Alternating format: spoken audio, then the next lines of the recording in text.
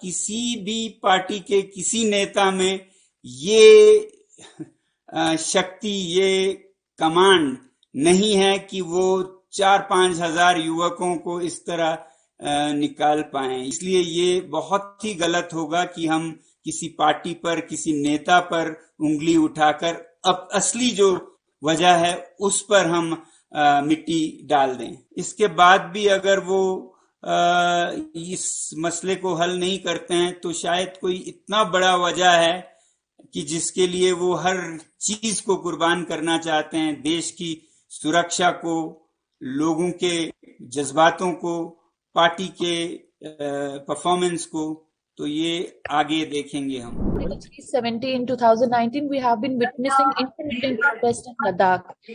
तो मेरा पहला सवाल ये था कि जिस इंटेंसिटी का अभी प्रोटेस्ट हुआ है, अभी आप जो आपने बोले जेनजी इसमें इन्वॉल्व था, क्या आप उनके साथ बैठे, आपने उनसे बात की, क्या डिमांड्स है?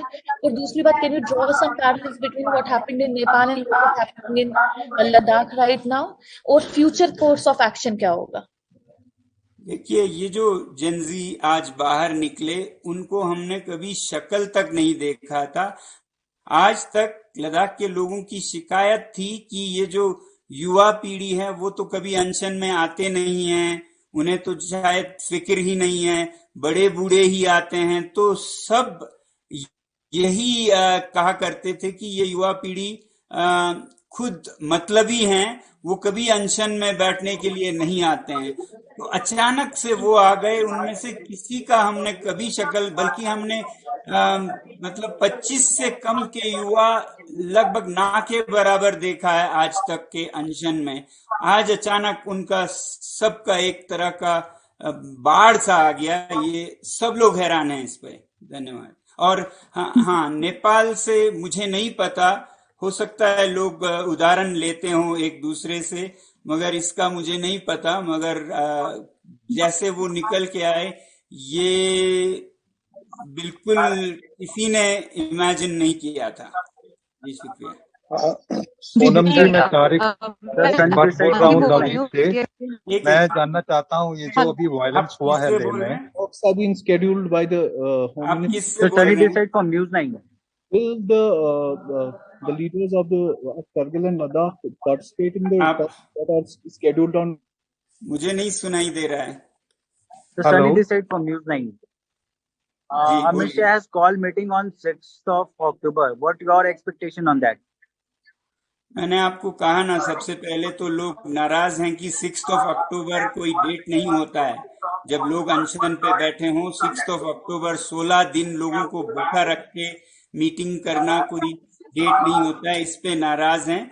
तो अभी वो ये मांग कर रहे हैं कि 6 अक्टूबर तक नहीं रुके, इसे जल्दी किया जाए। और देखना यही है कि उसमें क्या होता है। वो डायनेमिक है, बदल रहा है। अभी इस हादसे के बाद क्या होगा मुझे नहीं पता है। हाँ Sonam ji, this is Tariq Bhat from the Week. अभी जो ये हालात खराब हुए हैं लेह में, तो उसके बाद क्या सरकार की तरफ से आपसे कोई राबिता हुआ है कि ताकि शांति बनाए रखी जाए? और दूसरा कि इस वायलेंस का अब इम्पैक्ट क्या होगा जो इलेक्शन होने वाले हैं हिल काउंसिल के अगले महीने? ये सरकार का मुझसे कोई राब्ता नहीं है। उन्होंने मुझे एक तरह का आउटलॉ सा बना दिया है। वो मुझे टॉक्स में भी नहीं आने देना चाहते हैं, बल्कि उन्होंने एक कंडीशन रखा है कि सोनम वांगचुक टॉक्स में ना आए। तो कोई राब्ता नहीं है। हालांकि मैं एक क्रूसेड पे 5 सालों से आवाज उठा रहा हूं, शायद इसीलिए वो नहीं चाहते कि मैं टॉक्स में आऊं। तो इसलिए वो तो मैं नहीं कह सकता, क्योंकि मैं टॉक्स में हूँगा ही नहीं। आपका कोई दूसरा सवाल था?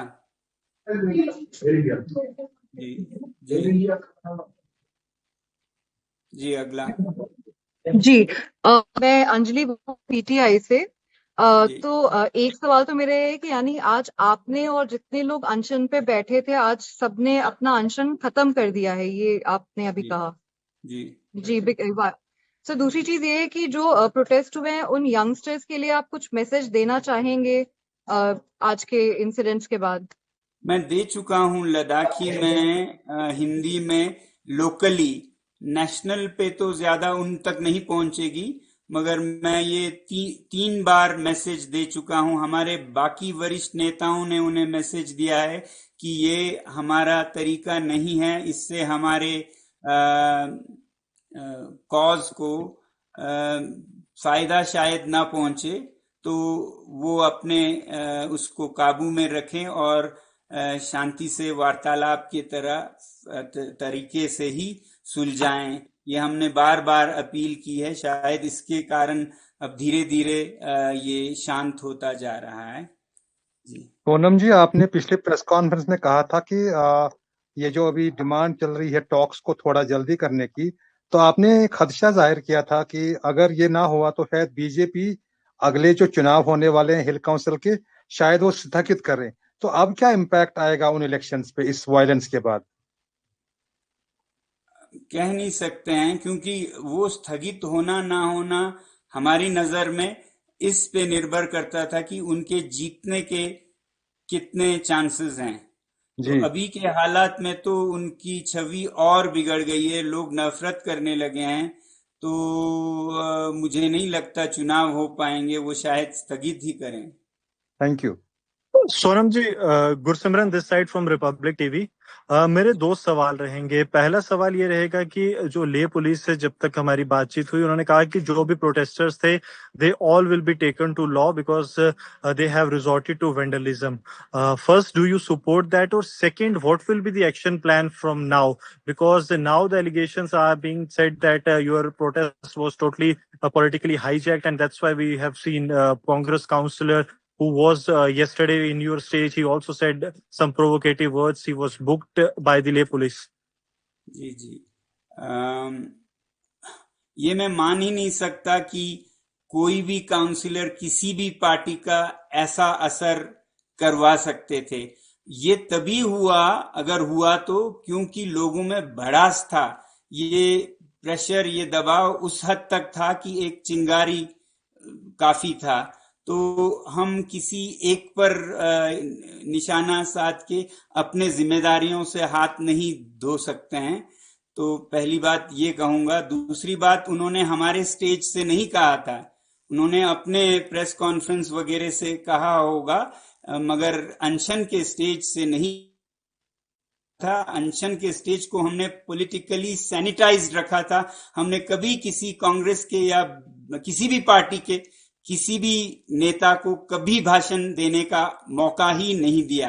तो ये कहना भी गलत होगा कि हमारे स्टेज पे किसी ने कहा हो। बाकी मैं फिर कहूंगा, किसी भी पार्टी के किसी नेता में ये शक्ति, ये कमांड नहीं है कि वो 4-5 हजार युवकों को इस तरह निकाल पाए। ये उनके फ्रस्ट्रेशंस का नतीजा था, ये हमें मानना चाहिए, नहीं तो हम फिर दोबारा गलत रास्ते पे जाएंगे और असली मुद्दे को इलाज किए बिना इधर उधर मरहम करते रह जाएंगे। ये फिर वापस आएगा।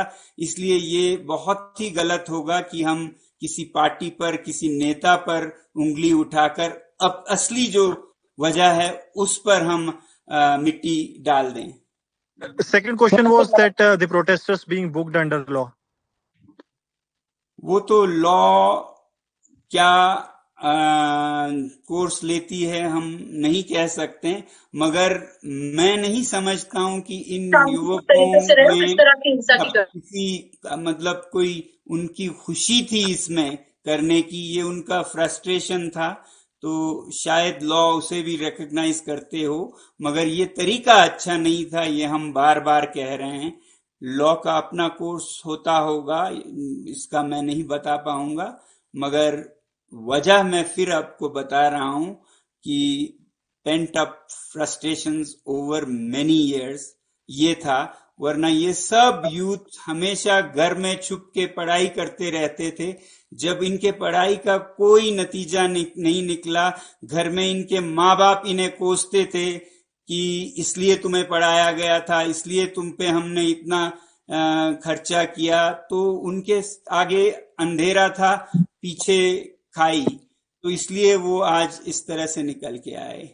सोनम जी, मैं द लेंस डॉट इन से अरुण पांडे बात कर रहा हूँ। आपने अभी बताया कि द लेंस डॉट इन जी कि 6 अक्टूबर को बातचीत के लिए प्रस्ताव आया है सरकार की तरफ से, और अभी इसमें बहुत समय है, और आज आपने अपनी भूख हड़ताल भी खत्म कर दी है। लेकिन आपकी जो मांगे हैं वो तो जायज हैं, और इसके पहले भी जितने दौर की आपकी वार्ता हुई है वो लगभग विफल ही रही है। तो अभी आपके आंदोलन की शक्ल क्या होगी, क्योंकि अभी 6 अक्टूबर में काफी समय है? जी, हमारी उम्मीद है कि इन इशारों को सरकार समझ गई होगी कि अनशन तो अनशन, लोगों में कितना रोष है उन्होंने देखा। इससे सीमा पर इस इलाके में कितना अस्थिरता आ सकता है उन्होंने देखा होगा। इससे उनकी पार्टी के लिए कितना नुकसान हो रहा है वो भी उन्होंने देखा होगा। इसके बाद भी अगर वो इस मसले को हल नहीं करते हैं तो शायद कोई इतना बड़ा वजह है कि जिसके लिए वो हर चीज को कुर्बान करना चाहते हैं, देश की सुरक्षा को, लोगों के जज्बातों को, पार्टी के परफॉर्मेंस को। तो ये आगे देखेंगे हम। जी, धन्यवाद sir. Sonam ji, this is Nikita from Maktoob media. अभी फिलहाल सिचुएशन कैसी है और आगे कुछ दिनों में आप क्या आपको लगता है क्या होने वाला है? अभी तो थोड़ा सा शांति बढ़ा है। हम सोच रहे थे कर्फ्यू लगेगा, मगर अभी सिर्फ सेक्शन 163 जो दफा 144 है वो लगाया गया है लेह में। अभी धीरे धीरे, बल्कि बहुत लंबा रहा, अभी धीरे धीरे थोड़ा शांत हो रहा है। अगले दिनों में देखेंगे। हमें बताया गया कि कल गृह मंत्रालय से कोई वरिष्ठ अधिकारी यहाँ लद्दाख में बातचीत करने आ रहे हैं, तो उससे शायद कुछ नतीजे निकले कि बातचीत कब होगी। क्योंकि लोगों का बहुत रोष है कि ये एक मजाक हमारे साथ हो रहा है कि आप बातचीत रखते भी हैं तो इतना दूर अभी तक रखा नहीं। 4 महीने हो गए हैं, आप समझ रहे हैं, पिछले बातचीत से 4 महीने हो गए, और वो इलेक्शन में जाना चाहते हैं अगले, जबकि पिछले इलेक्शन का वादा पूरा नहीं किया है। तो इन सब से लोग काफी नाराज हैं। सोनम जी, करगिल डेमोक्रेटिक अलायंस के साथ इनका क्या रोल है? जो वायलेंस हुआ है अभी लेह में, दे आर योर पार्टनर्स, उनके भी मेंबर्स हैं जो नेगोशिएटिंग टीम का हिस्सा हैं। उनका क्या रोल है? उनकी तरफ से खामोशी क्यों है अभी तक इस सब को लेकर? नहीं है सर। आज उन्होंने प्रेस कॉन्फ्रेंस दिया सुबह, और कल करगिल बंद हो रहा है, तो करगिल इसमें बराबर हमारे साथ हैं। सोनम जी नमस्कार, मैं दुर्गेंद्र चौहान हूँ, एडिटर इन चीफ के न्यूज इंडिया, एक नेशनल चैनल है। अभी जो आपकी बातचीत को मैंने सुना है, मेरा एक सीधा सवाल है कि इन सब के लिए जिम्मेदार कौन है? सीधे तौर पर जिम्मेदारी किसकी है और किसको ये जिम्मेदारी उठानी चाहिए? सोनम जी, अगर हम इतना प्रतिरोध कर रहे हैं, इतना अनशन पे बैठ रहे हैं, तो वो सरकार से ही मांग कर रहे हैं ना। तो सरकार अपना जिम्मेदारी बेहतर निभाए, यही हम मांग कर रहे हैं। तो आप समझ सकते हैं जिम्मेदारी कहाँ है। कोई बाधा नजर आ रही? क्यों वो बाधा, क्या अभी तक डिकोड कर पाए आप कि क्यों नहीं कर रहे? ये हम नहीं बता सकते हैं ना। आप सरकार से पूछ सकते हैं क्यों नहीं कर रहे हैं, मगर नहीं कर रहे हैं। ठीक है, थैंक यू। सोनम जी, मेरा नाम डॉक्टर विजय शुक्ला है। मैं लोकल न्यूज ऑफ इंडिया से बोल रहा हूँ। आपसे मिला भी हूँ आपके आंदोलन के दौरान। जी, आज आपको सुनने के बाद और जब इसका नाम जेन जे दिया गया तो एक सवाल आया कि क्या यह सोनम वांगचुक की अभी तक की जो लड़ाई थी, शांति यात्रा, पद यात्रा, हिमाचल से चलकर आप, हिमालय से चलकर आप दिल्ली आए, क्या इन सबको एक इस घटना ने पूरी तरीके से गलत मोड़ नहीं दे दिया? जी, ऐसा ही महसूस कर रहा हूं मैं। एक तरह से ये ओवर पावर हो गया हमारा सारा शांति का तपस्या, और एक ही दिन में वो सब एक तरह से विफल होता लग रहा है। मगर फिर कहता हूं मैं, उनकी जो घुटन है उसे मैं समझ सकता हूं। मगर क्योंकि आप दो राह पर फंसे पड़े हैं। एक तरफ तो आप जैन जी मतलब इस तरीके की घटना की निंदा भी करने के लिए मजबूर हैं, दूसरी तरफ आप उन युवाओं की आशा भी हैं। तो अब इस दोहरी पेशकश में आपको क्या लगता है कि आपकी असली लोकतंत्र वाली मांग लेह लद्दाख की अपनी जो असलियत मूल भावना थी, जो ताकत और सरकार का जो रवैया है, क्या कोई ऐसा तो नहीं लगता कि कोई थर्ड एजेंसी इसको अलग नैरेटिव सेट करने की कोशिश कर रही है, आपके आंदोलन को दूसरी राह पर भटका रही है? देखिए, कोई भी किसी को भी भटका नहीं सकता है जब तक कि मसाला पहले ही बना ना हो, जब तक कि घुटन लोगों में ना हो। तो वो उस चिंगारी का मत पूछिए, उस घुटन का पूछिए जिसके कारण से चिंगारी आग पकड़ती है।